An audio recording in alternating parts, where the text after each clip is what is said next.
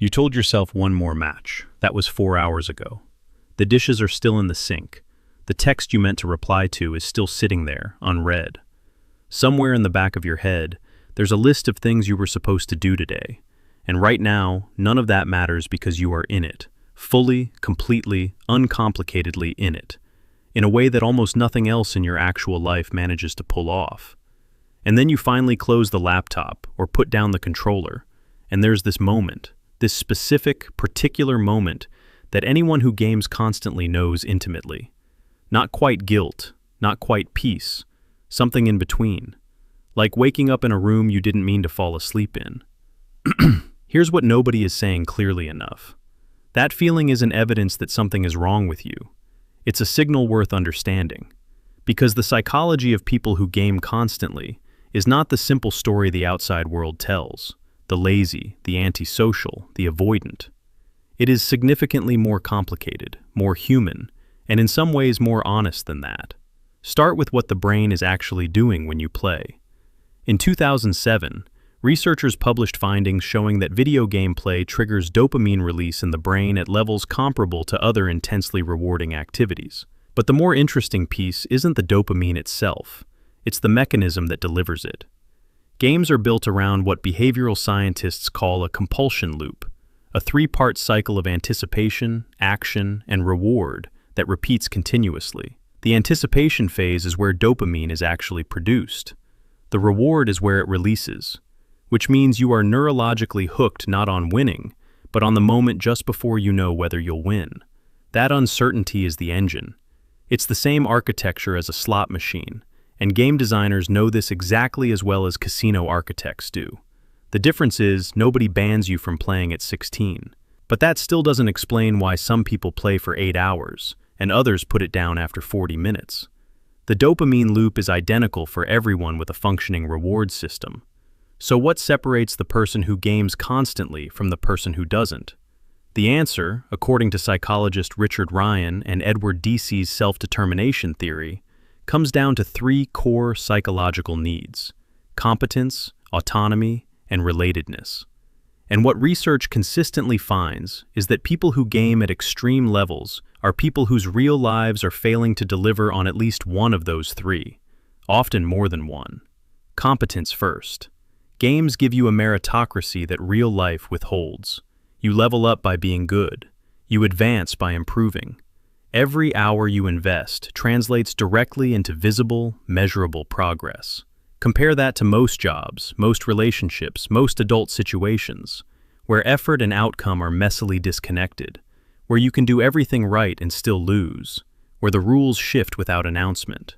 A study published in Psychology Today described heavy gamers as specifically attracted to virtual worlds where their skill allows advancement in ways they find difficult elsewhere. That's not delusion. That's a rational response to an environment that actually rewards what they put in. Then there's autonomy. Inside a game, you make the decisions. Nobody overrides them. Nobody micromanages the path you take to the objective, or second-guesses your strategy mid-mission. For people whose daily lives feel like a long series of situations where other people hold the power, in their job, their household, their relationships, those hours of pure, uncontested personal agency are not nothing. They're a correction. And then relatedness, which is the one nobody wants to say out loud.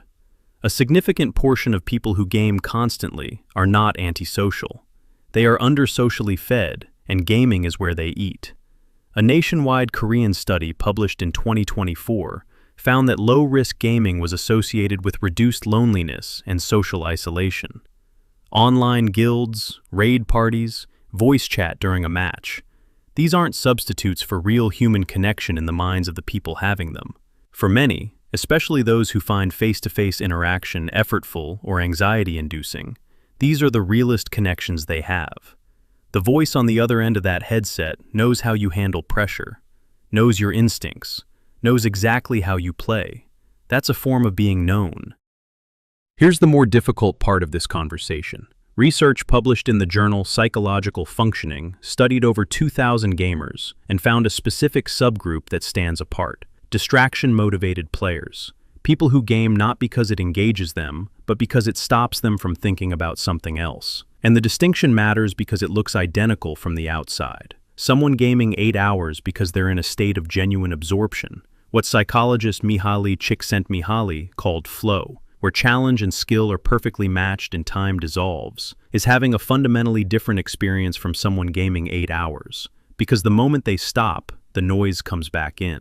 Flow finishes, and you feel satisfied. You do it again tomorrow, and the thought doesn't come with any heaviness. Distraction finishes and leaves the thing it was covering exactly where you left it, plus a side of guilt for the hours spent not dealing with it. The hours are the same. The inner weather is completely opposite. This is the question worth sitting with. Not how long you're gaming, but what you're doing when you're doing it. Are you fully there, genuinely absorbed, challenged, connected, or are you absent from somewhere else? Because if it's the latter, the game isn't the problem. It's the most efficient solution you've found to a problem the game cannot actually solve. And the brain, efficient machine that it is, will keep routing you back to the most effective available relief from whatever is sitting underneath. Understanding that is not a reason to quit gaming. It's a reason to get curious about what the gaming is managing. The WHO officially classified gaming disorder in its International Classification of Diseases in 2019. Not to pathologize the 3.2 billion people who play, but to recognize a pattern where gaming has moved from something a person does to something a person cannot stop, even when it is clearly costing them things they value. That distinction between a tool you use and a tool that uses you is worth knowing how to locate, because the people who game constantly are not broken. They are people whose brains found an environment that delivers competence, control, and connection more reliably than the world just outside their door. That's not a character flaw, that's information. And information, unlike a loading screen, actually goes somewhere.